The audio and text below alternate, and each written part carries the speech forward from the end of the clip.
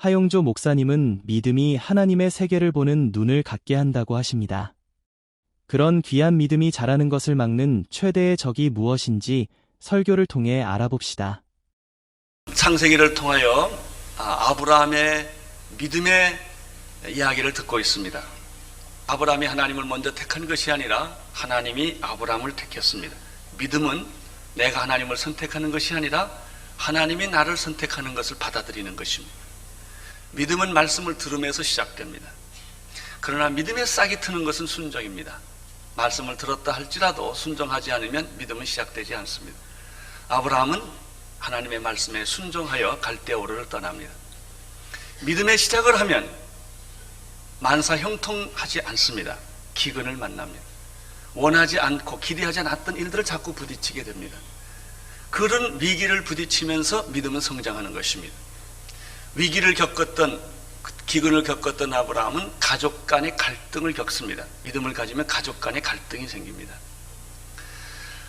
믿음은 새로운 세계를 보게 합니다.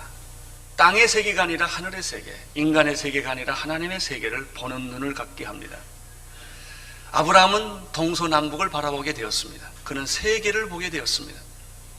믿음은 위기 가운데 행동하게 합니다. 믿음의 사람은 손해보는 법을 알게 됩니다. 이것이 내게는 손해가 될지라도 하나님의 뜻이면 행동을 하는 것이 믿음입니다. 아브라함은 그러한 믿음을 배우기 시작합니다. 믿음이 계속 자라면 물질의 유혹을 받습니다. 아브라함은 물질의 유혹을 이깁니다. 극복합니다. 오늘은 믿음은 두려움과 염려를 극복한다. 이것이 오늘 아브라함에게서 배우는 주제입니다. 대부분의 많은 사람들은 문제가 생기면 염려와 근심 그리고 두려움에 사로잡히게 됩니다. 불신앙을 가지면 두려움을 갖게 됩니다. 두려움에 사로잡히게 되면 어떻게 됩니까? 판단력이 흐려집니다. 일단 사람을 무서워하면 판단력이 흐려집니다. 사물을 두려워하면 하던 것도 못하게 됩니다. 절망의 늪으로 빠져가는 것이죠. 이 두려움이라고 하는 것은 미래의 문을 닫아버리는 셔터와 같아요. 여러분은 셔터가 닫아지는 경험을 했을 거예요. 불안해지면, 불신앙에 빠지면, 두려워하게 되면 앞이 보이지를 않습니다. 믿음의 사람 아브람도 예외는 아니었습니다. 그는 항상 승리했습니다. 물질도 이겼고 위기도 이겼고 기근도 이겼고 다 이겼습니다. 그러나 어떤 한순간에 우리와 똑같이 아브람은 두려움에 사로잡히게 됩니다. 우리는 여기서 놀라운 사실 하나 배웁니다. 아브라함도 두려움에 사로잡혔다. 그냥 여러분이 두려움에 사로잡히는 거야 빤한 일이 아니겠습니까? 두려움에 사로잡힌 게 문제가 아니에요. 세상 사람들은 두려움에 빠져버리고 있지만 하나님의 사람은 두려움에 빠지는 순간에 다시 회복된다는 것입니다. 믿음의 사람도 때때로 절망하고 좌절하고 회의에 빠집니다. 내가 정말 이게 잘 가고 있는 것일까?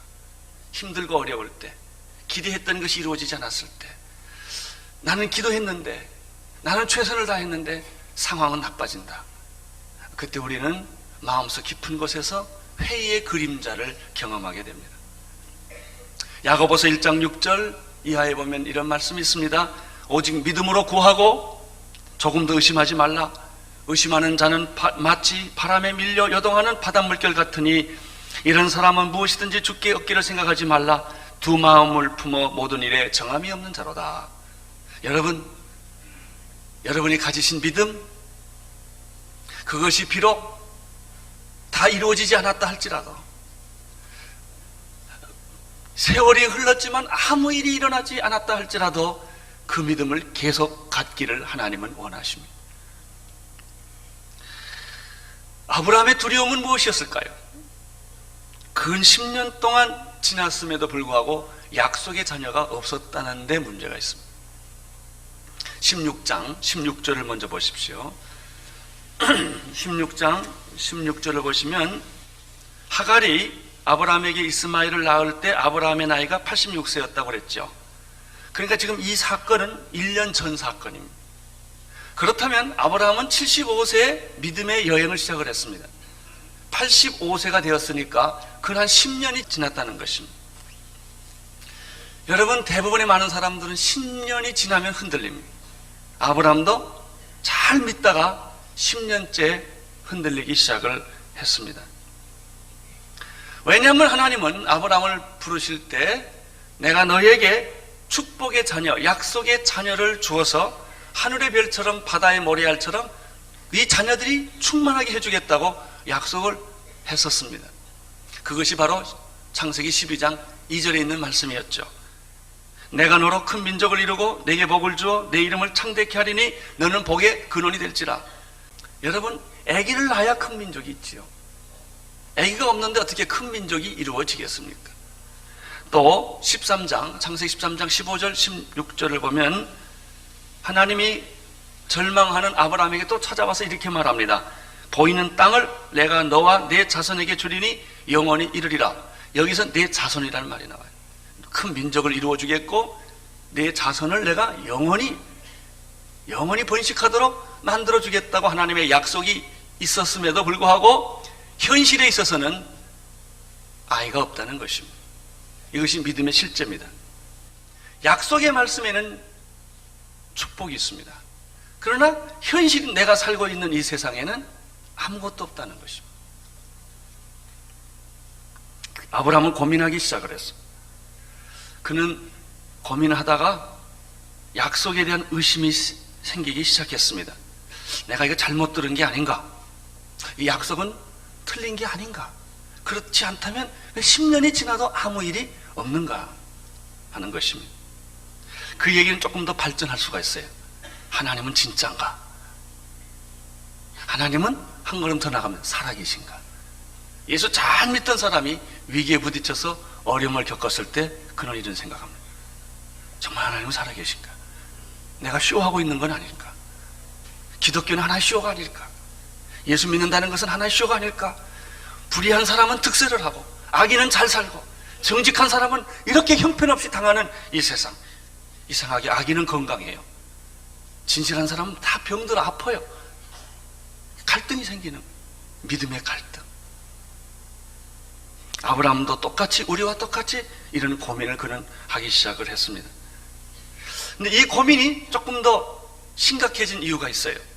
나이가 들면서 아브라함은 이제 자기 부인과 더불어 애긴할 수 없는 조건이 늙었기 때문에 점점 불가능해진다는 이 현실에 직면하게 된 것입니다. 젊었을 땐 별 문제가 없습니다. 아니, 이렇게 경수도 끊어지고 나이가 늙고 애긴할 수 없는데 하나님의 약속은 이루어지지 않고, 그래서 아브라함은 겉으로가 아니라 속으로 고민하기 시작합니다.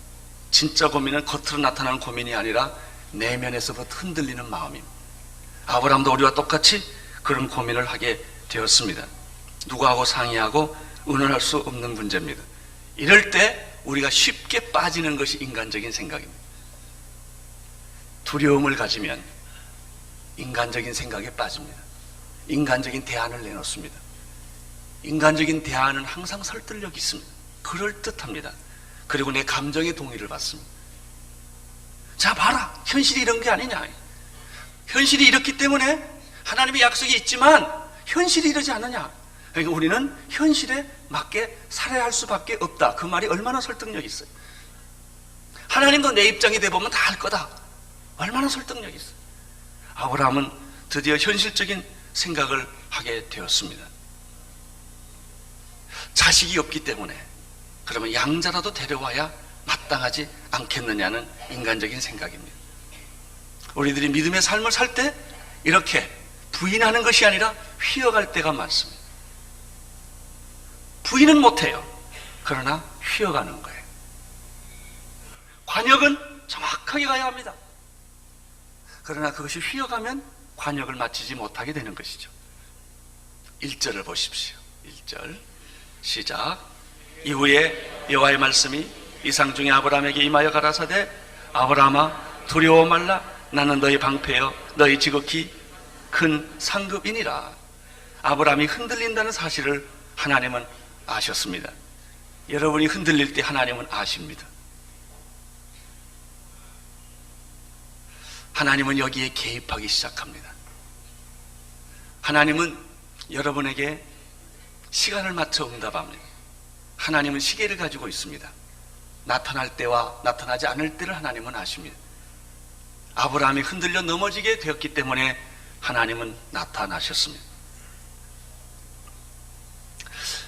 하나님이 여호와의 말씀이 이상 중에 아브라함에게 임하여 가라사대 이 말씀 속에 몇 가지 사실을 발견하게 되는 것입니다.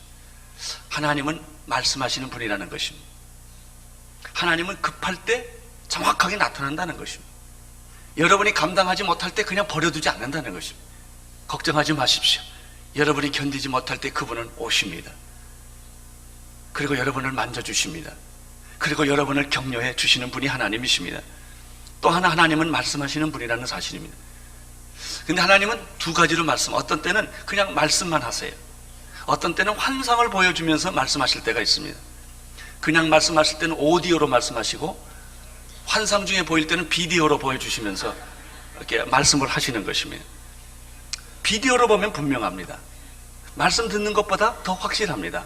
어떤 경우에는 하나님이 확실하게 너무 흔들리기 때문에 환상을 보여주면서 음성까지 들려주는 경우가 있는데 바로 지금 아브라함에게는 하나님께서 이상 중에 환상 중에 그림을 그려가면서 하나님이 자기가 하실 계획과 섭리와 일을 이야기하십니다.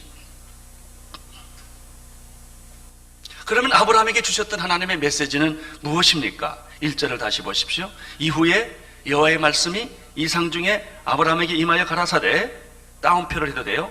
아브라함아 뭐하지 말라? 두려워 말라. 나는 너의 방패요 너의 지극히 큰 상급이니라. 아브라함은 흔들렸어요. 아브라함은 두려움에 가득 차 있었어요. 그래서 하나님이 오셔서 두려워하지 말라라고 말한 거예요. 두려워하지 말라. 왜 아브라함이 두려워했을까요? 하나님의 말씀을 의심했기 때문입니다. 불신앙은 두려움을 갖게 합니다. 불신앙은 인간적인 생각을 하게 합니다. 인간적인 생각을 하면 두려움에 사로잡히게 됩니다. 하나님은 나타나셨습니다. 믿음의 사람 아브라함에게 너는 물질의 유혹도 극복했고 위기의 상황도 극복을 했고 너는 갈등도 극복하지 않았느냐? 두려워 말라. 내가 믿고 있는 것은 옳은 것이다. 내가 가고 있는 것은 옳은 것이다. 좁은 길이고 광야 길이고 배고픈 길이고 힘든 길이지만 너는 지금 잘 가고 있다. 흔들리지 말아라. 두려워하지 말아라. 너는 잘하고 있는 거야. 하나님이 아브라함에게 이렇게 말씀하십니다. 그 말씀이 나는 오늘 여러분에게 하시는 말씀인 줄로 믿습니다. 두려워 말라. 오늘 현실을 두려워하지 말라. 배고픈 것을 두려워하지 말라. 병든 것을 두려워하지 말라. 네가 기도했지만 아무것도 응답되지 않았다는 이 사실 때문에 너는 두려워하지 말라. 이 말씀은 이사야도 똑같이 합니다. 요즘 우리가 새벽기도 이사야 말씀을 하고 있는데 이사야 40장 이후에 보면은 심판 후에는 회복이 있다. 죄 다음에는 용서가 있다. 이스라엘 백성들에게 하나님은 가혹한 심판과 채찍을 드셨습니다. 그러나 여러분, 징벌은 영원하지 않습니다. 하나님의 백성에게 있어서 심판은 영원하지 않습니다. 죄인에게 심판은 영원하지만 하나님의 자녀에게는 심판하시고 난 다음에 회복을 시켜주십니다. 이사야 40장은 이렇게 시작합니다. 내 백성을 위로하라. 위로하라. 내 백성을 위로하라. 너희의 복역의 때는 끝났고 너희의 죄는 용서함을 받았고 너는 대가를 다 치루었느니라. 지금은 이제는 회복하는 때이다. 그러므로 너희의 과거 때문에 두려워하고 너의 죄 때문에 두려워하는 그런 두려움에서부터 벗어나라. 이사야 41장 10절에 보면 절망하고 좌절을 겪었던 이스라엘 백성들에게 하나님은 이렇게 말합니다. 두려워 말라. 내가 너와 함께 함이니라. 놀라지 말라. 나는 내 하나님이 됨이니라. 내가 너를 굳세게 하리라. 참으로 너를 도와주리라. 참으로 의로운 오른손으로 나를 붙들어 주리라. 여러분, 불된 사람은 불에 대한 두려움이 있어요. 고통을 많이 겪은 사람은 고통에 대한 두려움이 있어요. 하도 당한 사람은요, 신경 쇠약이 걸려요. 무슨 일만 나도 가슴이 두근두근거리고 어쩔 줄을 모르는 거예요. 이스라엘 백성들은 너무나 혹독하게 시련을 겪었기 때문에 과연 회복될 수 있을까? 과연 용서받을 수 있을까? 과연 다시 살아날 수 있을까? 이런 절망감이 있었어요. 하나님은 말씀하십니다. 이사야를 통하여 말씀하십니다. 두려워 말라. 내가 너를 도와줄 것이다. 나는 내 하나님이다. 내가 너를 붙들어 줄 것이다. 나의 오른손으로 내가 너를 회복시켜 줄 것이다. 41장 이사야 41장 13절에 보면은 이렇게 계속해서 말합니다. 나 여호와는 너의 하나님이다. 네 오른손을 붙들리라. 내가 이르기를 두려워 말라. 내가 너를 도우리라. 그리고 41장 14절에서는 지렁이 같은 너 야곱아, 너희 이스라엘 사람들아, 두려워 말라. 나 여호와가 말하노니 내가 너를 도울 것이며 내 구속자는 이스라엘의 거룩한 자신이라. 아멘. 이사야는 계속해서 자기 백성들에게 이런 말씀을 하시는 것이죠. 하나님께서 오늘 우리들에게 똑같이 말씀하십니다. 나의 약속의 말씀, 축복의 말씀은 변함이 없다. 그것이 내 현실에서 지금 당장 이루어지지 않는 것이고 악이 승하는 것 같고 불의가 판을 치는 것 같지만은 두려워 말라. 너는 잘 가고 있는 것이다. 네 믿음은 옳은 것이다. 그냥 계속 그 길을 가라 라고 말씀하십니다. 의심하지 말고 나를 신뢰해라. 나를 바라보아라. 내 말씀을 믿어라. 이런 얘기는 이사야뿐만 아닙니다.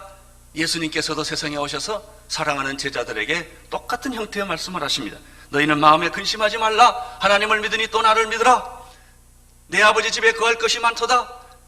내가 너희를 위하여 먼저 처소를 예비하러 간다고 예수님은 사랑하는 제자들에게 말씀하여 주셨습니다.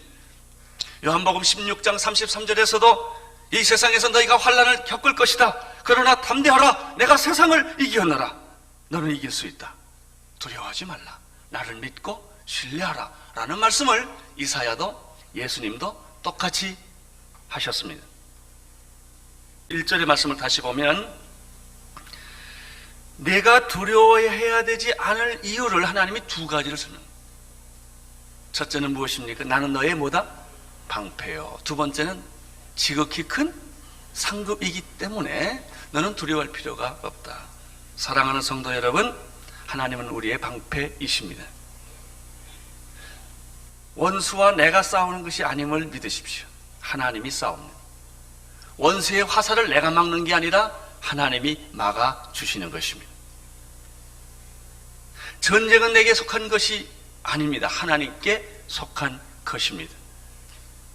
시편 18편 1절 2절에 보면은 이 시편 기자가 이렇게 고백합니다. 나의 힘이 되신 여호와여, 내가 주를 사랑하나이다.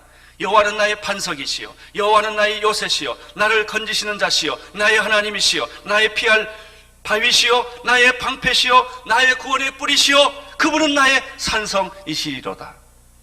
나는 여러분들이 이런 하나님을 경험할 수 있게 되기를 바랍니다. 원수가 여러분을 공격하러 왔는데 하나님을 신뢰하고 믿었더니 원수가 다 없어졌더라. 그분은 나의 피할 바위시요 나의 방패시요 나의 산성이시요 나의 구원의 뿌리신 것을 나도 똑같이 경험했습니다. 시편 28편 11절에 보면은 여호와는 나의 힘과 나의 방패시니 내 마음이 저를 의지하며 도움을 얻는도다. 그러므로 내 마음이 크게 기뻐하며 내 노래로 저를 찬송하리로다. 전쟁이 올지라도 나는 안연하리로다. 왜 그렇습니까? 그분은 우리의 방패시요 우리의 피할 바위시요 우리의 산성이시기 때문에 너는 두려워할 필요가 없다. 전쟁 중에 있을지라도 두려워할 필요가 없다. 내가 의사가 고칠 수 없는 병에 걸렸을지라도 두려워할 필요가 없다. 나는 너의 방패가 되느니라. 우리가 두려워하지 않아야 할 또 하나의 이유는 하나님은 우리의 상급이시기 때문입니다. 보통 상급이 아니에요. 지극히 큰 상급입니다. 이사야 40장 10절에 보면은 보라, 주 여호와께서 장차 강한 자로 임하실 것이요 친히 그 팔로 다스릴 것이다. 우리 하나님의 팔은 얼마나 뽀빠이보다 훨씬 강한 팔입니다. 강한 팔, 주의 친절한 팔에 안기세. 주님은 그 강한 팔로 우리를 원수의 손에서, 죽음에서, 질병에서 우리를 건져내시는 분이시다 하는 것입니다. 보라, 상급이 그에게 있고 보응이 그 앞에 있느니라. 하나님은 우리의 상급이시요 하나님은 우리의 기도의 응답이십니다. 무엇이 기도의 응답입니까? 바로 그것이 상급입니다. 하나님은 여러분의 상급이 될 것입니다. 하나님은 여러분의 보응이 될 것입니다. 하나님에게는 불가능이 없습니다. 없는 것을 있게 하시고 막힌 것을 뚫어주시고 죽은 자를 살려주시는 분이 바로 하나님이십니다. 로마서 4장 17절에 사도 바울은 아브라함의 믿음을 이렇게 묘사를 했습니다. 기록된 바 내가 너로 많은 민족의 조상으로 세웠다 하신 것 같으니 그의 믿은 바 하나님은 죽은 자를 살리시며 없는 것을 있는 것 같이 부르시는 분이시니라. 죽은 자를 살리시며 없는 것을 있는 것 같이 불가능을 가능하게 막힌 것을 뚫어주시는 하나님, 그 하나님을 바라볼지어다. 그 하나님을 앙망하라. 그러면 당신의 날개, 새 날개가 붙을 것이다. 지금까지 당신의 날개는 다 찢어졌다. 그래서 새지만 날지 못하는 도시의 뒷골목을 방황하는 그런 인생이었지만 하나님이 여러분의 옆구리에 새 날개를 붙여주실 것이다. 나를 바라보아라. 나를 앙망하라. 독수리가 창공을 향하여 날아가는 것 같이 너는 새롭게 비상하게 될 것이다.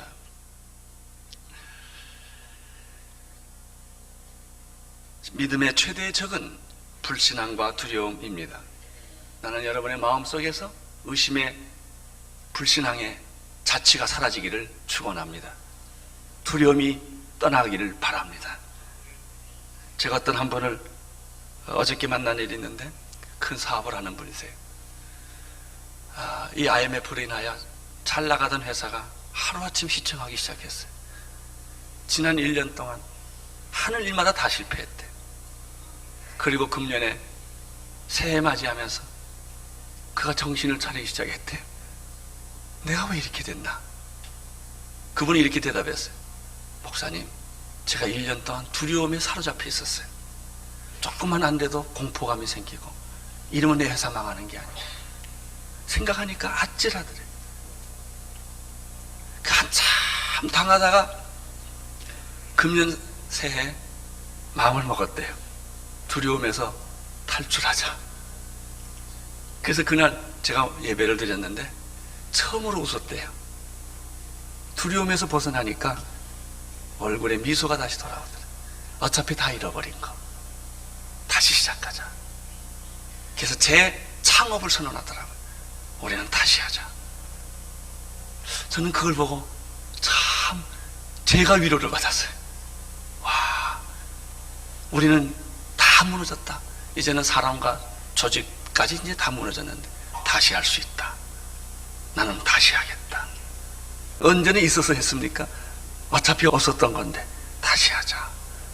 그랬더니 소망이 생기고 위로가 생기고 용기가 생겨서 저를 불러서 예배를 보더라고요. 그렇습니다. 여러분 안에 들어오는 의심과 싸우십시오. 불신앙과 싸우십시오. 여러분 안에 찾아온 두려움과 싸우십시오. 왜? 하나님은 나의 방패시요 나의 상급이시기 때문에 그분을 의지하고 그분을 믿고 나가면 하나님께서 반드시 상급을 주신다는 것입니다. 요한일서에 보면 두려움에는 형별이 있다고 말했습니다. 두려움에는 절망과 좌절이 있을 뿐입니다. 2절을 보십시오. 2절 시작. 아브라함이 가로되 주 여호와여 무엇을 내게 주시려나이까? 나는 무자하오니 나의 상색자는 다메섹의 엘리에셀 있느이다. 우리는 여기서 아브라함의 숨어있는 고민의 소리를 듣습니다. 하나님 다 좋은데요, 애기가 없어요. 애기 없는 것도 좋은데 그러면 약속은 어떻게 되는 겁니까? 이것이 아브라함의 아주 본질적인 고민이에요. 여러분, 이런 고민은 기근이 왔다든지 갈등이 왔다든지 뭐 먹을 게 없다든지 하는 고민하고는 종류가 달라요. 하나님의 약속이 무너지기 때문에. 그러니까 하는 방법은 내가 양자라도 데려다가 하나님의 뜻을 이루는 방법밖에 없지 않겠습니까? 라고 그런 생각을 한 것이죠. 3절을 보십시오. 3절 아브라함이 또 가로되 주께서 내게 씨를 많이 주셨으니 내 집에서 길리운 자가 나의 후사가 될 것입니다. 우리도 예수 10년, 20년 믿다가요, 이런 딜레마에 빠질 때가 있어요. 여러분, 하나님은 고민하는 이런 아브라함을 보고 계세요. 하나님은 고민하는 여러분을 보고 계세요. 그리고 나 찾아오셔서 두려워 말라. 나는 너의 방패요, 너의 상급이니라. 그러면 내일 문제가 해결될까요? 아니에요. 지금 10년 기다렸거든요. 하나님이 하시는 10년만 더 기다려라. 기가 막힌 거예요. 10년을 더 기다리니까 5년만 더 기다려라. 아브라함은 25년을 기다려야만 하나님의 약속이 이루어졌어요. 이게 믿음의 세계입니다. 믿음의 삶은 오늘 예수 믿고 모든 내일 다 해결되는 게 아니란 말이죠. 갈등은 계속 있는 거예요. 위기도 계속 있는 거예요. 고난도 계속 있는 거예요. 이해 못할 일들도 계속 있는 거예요. 그래서 믿음을 가지고 살아간다는 것은 사막에서 사는 것과 같아요. 뭐가 보이고 들리고 좀 만져야 신나지 않겠습니까? 그러나 우리는 그냥 약속을 믿고 믿음으로 한 걸음 한 걸음 나아가는 것이죠. 4절을 보십시오. 4절 시작. 여호와의 말씀이 그에게 임하여 가라사대 그 사람은 너희 후사가 아니라 내 몸에서 날 자가 내 후사가 되리라. 오늘 여기는 하나님의 의도와 말씀이 분명해요. 양자가 아니다. 이게 내가 너에게 약속한 그 사람은 내 몸에서 나야 된다는 거예요. 그러니까 아브라함이 이게 미칠 것만 같은 거예요.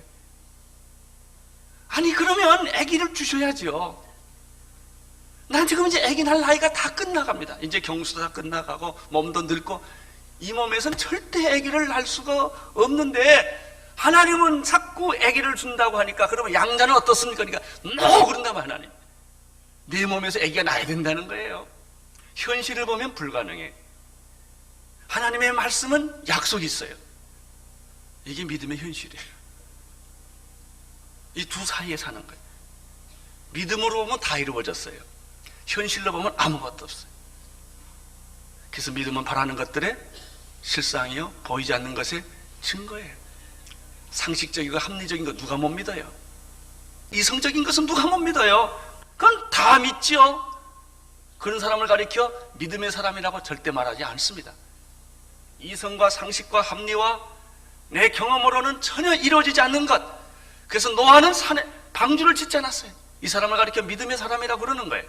모세를 가리켜 아브라함을 가리켜 믿음의 사람이라고 말하는 까닭은 왜 그래요? 그들은 상식적인 수준에서 하나님을 믿은 게 아니었기 때문이죠. 우리의 갈등은 뭐예요? 상식적인 수준에서 예수 믿겠다는 거예요. 그러니까 아무 일이 안 일어나는 것입니다.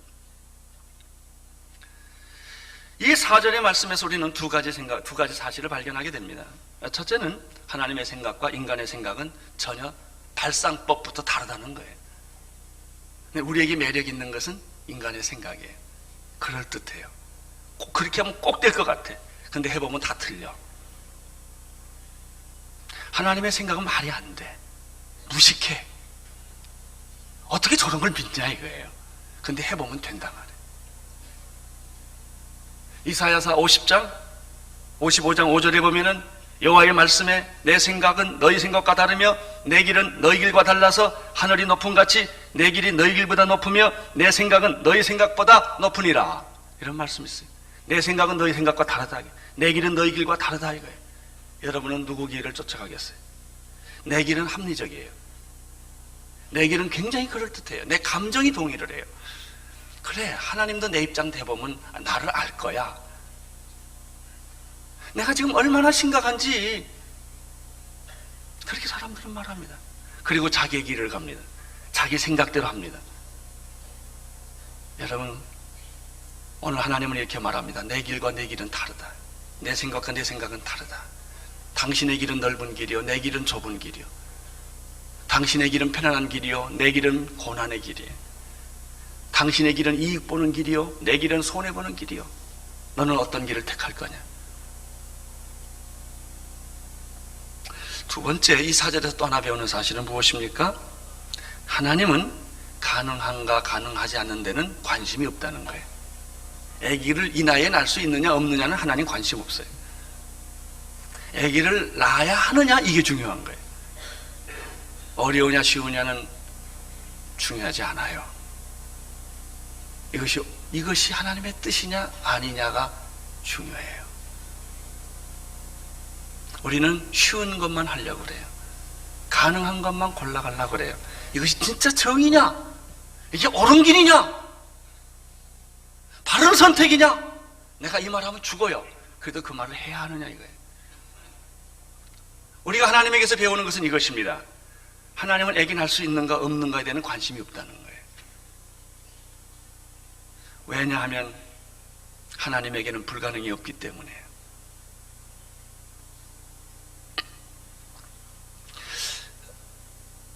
하나님은 태를 여시는 분이시기 때문에, 죽은 자를 살리신 분이시기 때문에, 저는 오늘 이 본문을 보면서 이런 질문을 해요. 아니, 하나님께서 기왕에 애기 주실 거 좀 젊었을 때 주면 안 되냐 이게? 그걸 꼭 애기 낳지 못할 나이까지 끌고 가셔가지고 그 애기 주실 게 뭐 있냐 이게? 여기에 중요한 비밀이 두 가지가 있어요. 첫째는 하나님께서 아브라함이 애기 낳을 수 없는, 누가 봐도 본인도 그렇고 다른 사람도 그렇고 누가 봐도 저 나이에는 애기 낳을 수 없다는 데까지 하나님이 끌고 가세요. 그게 25년이에요. 그래서 완전히 너 애기 낳을 수 없지, 분명하지, 이걸 확인시킨 다음에 임신을 시켜요. 두 가지 의미가 있어요. 첫째는 아브라함의 믿음을 테스트하기 위해요. 끝까지 날 믿겠냐 이거예요. 마지막 순간까지 너는 이성과 타협하지 않고 현실과 타협하지 않고 내 약속과 내 말씀을 믿겠느냐 하는 거예요. 이것을 아브라함이 통과했기 때문에 믿음의 사람이라는 별명을 받게 된 것입니다. 나는 여러분에게도 믿음의 사람이라는 그런 말이 붙게 되기를 축원합니다. 또 한 가지가 있어요. 그것은 내가 먼 훗날 온 인류를 위하여 메시아를 세상에 보내게 될 것이다. 그는 십자가 못 박혀 죽게 될 것이고 부활하게 될 것이다. 그 메시아를 보내는데 그 메시아는 동정녀로 태어나는 것이다. 남자와 결혼해서 태어나는 게 아니라 성령으로 잉태될 것이다. 근데 아무 누구도 그 말을 믿을 수가 없는 거예요. 그래서 하나님은 사라에게 임신할 불가능한 상황까지 끌고 가서 하나님이 임신을 시켜요. 그래서 태어난 게 이삭이에요. 이것처럼 먼 훗날에 메시아는 동정녀로 태어나게 될 것이다. 내가 이걸 믿을 수 있느냐 이거예요. 이런 기적이 일어날 수 있다고 당신은 믿느냐 이거예요. 현대 과학은 믿을 수 없죠. 아브라함에게 하나님은 이것을 경험시키는 거예요. 그래서 애기 낳을 수 없는 상황까지 끌고 가는 거예요. 첫째, 믿음을 테스트하시고, 두 번째는 먼 훗날 메시아가 태어날 것을 예언하는 거예요. 동정녀 탄생이 일어날 것을 하나님은 보여주시는 것입니다.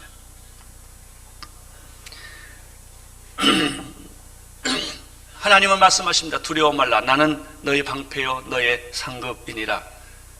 내 몸에서 날짜가 너의 후사다. 양자 안 된다 이거예요. 양자를 우리가 하는 건 괜찮아요. 양자 자체가 잘못됐다는 게 아니에요. 하나님의 관심은 불가능한 내 몸에서 이삭이 태어나야 된다는 것입니다.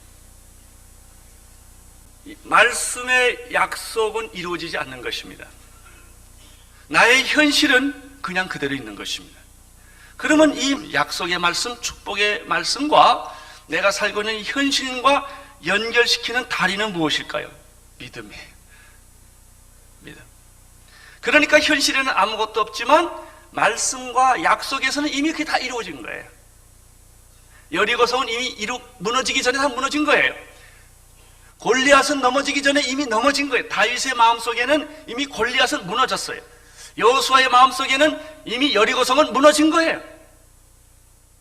여러분, 이것이 그리스도인들의 믿음이에요. 여러분 마음속에는 이미 승리가 있는 줄로 믿습니다. 그래야 두려움이 없어져요.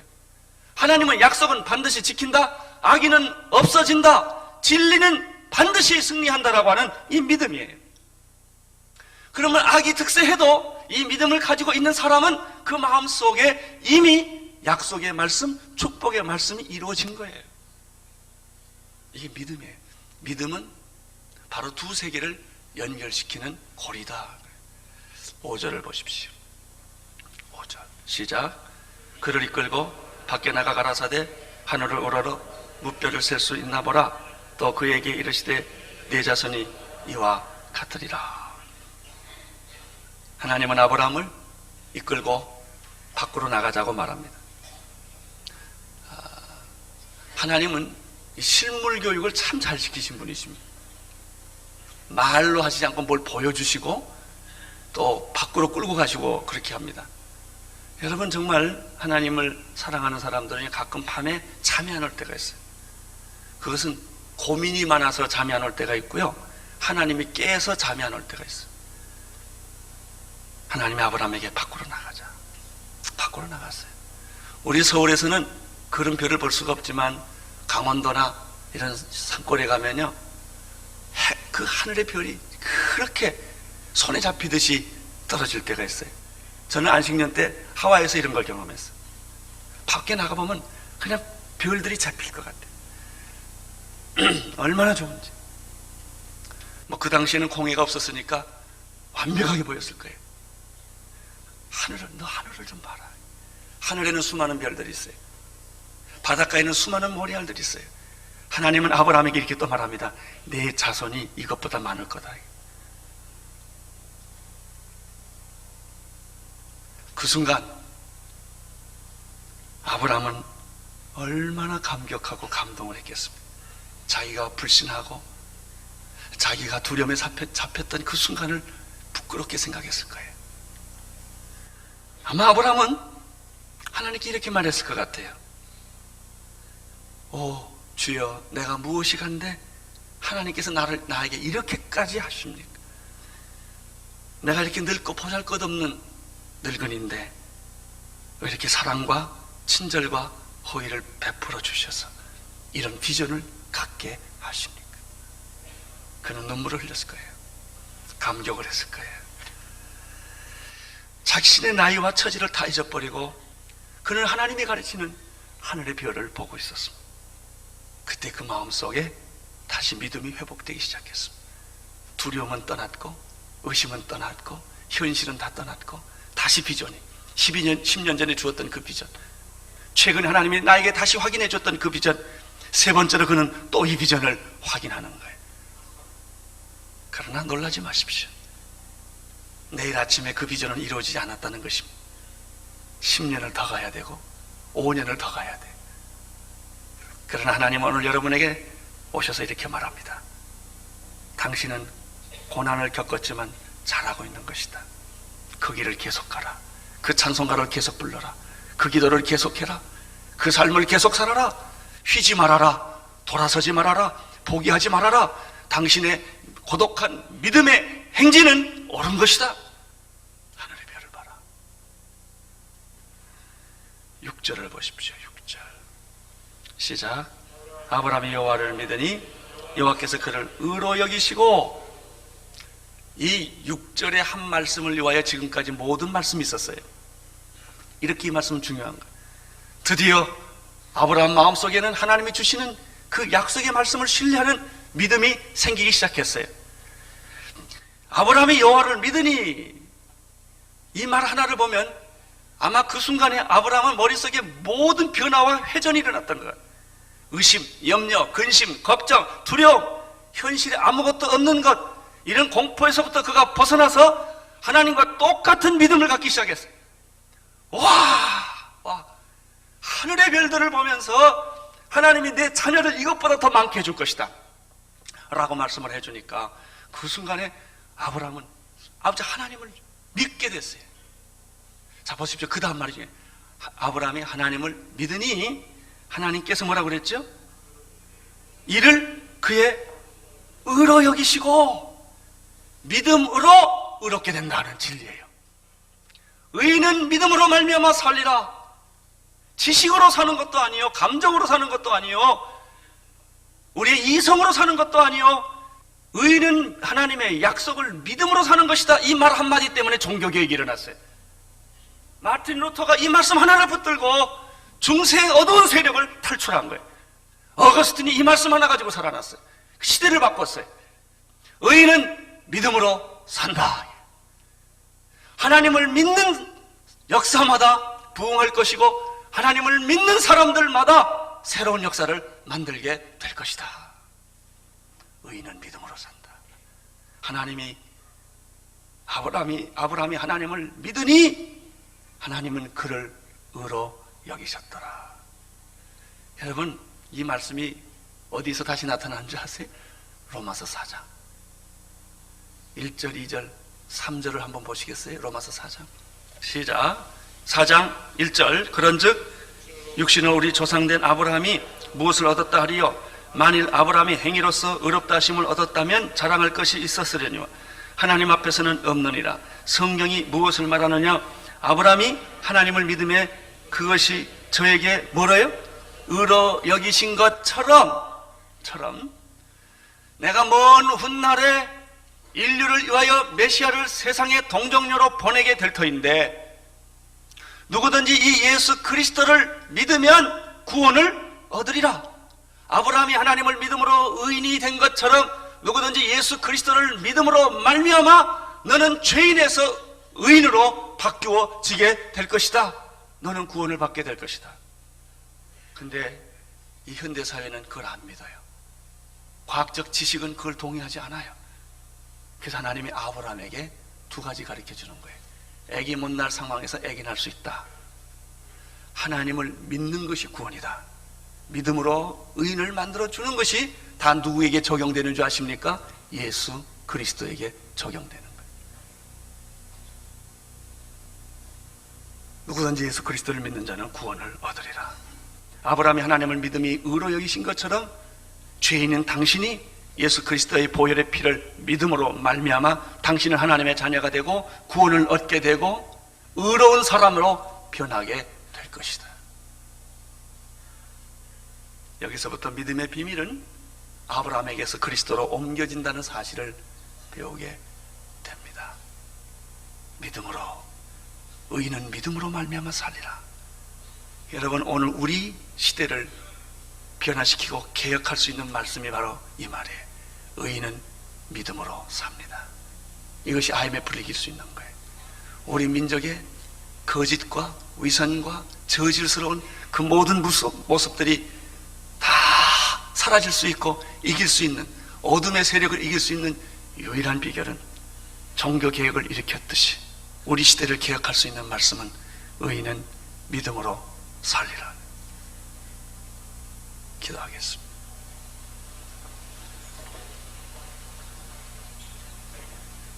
하나님 아버지, 하나님이 아브라함이 하나님을 믿으니 그것을 의로 여기신 것을 인하여 감사를 드립니다. 믿음을 가진 아브라함은 약속의 자녀가 지금 내 눈에 안 보여도 두려움에서부터 벗어날 수 있었고 현실의 고통에서부터 그는 승리할 수 있었음을 배웠습니다. 주여, 오늘 우리에게도 이 믿음을 주셔서 두려움을 이기게 하시고 극복하게 축복하여 주옵소서. 예수님 이름으로 기도드립니다.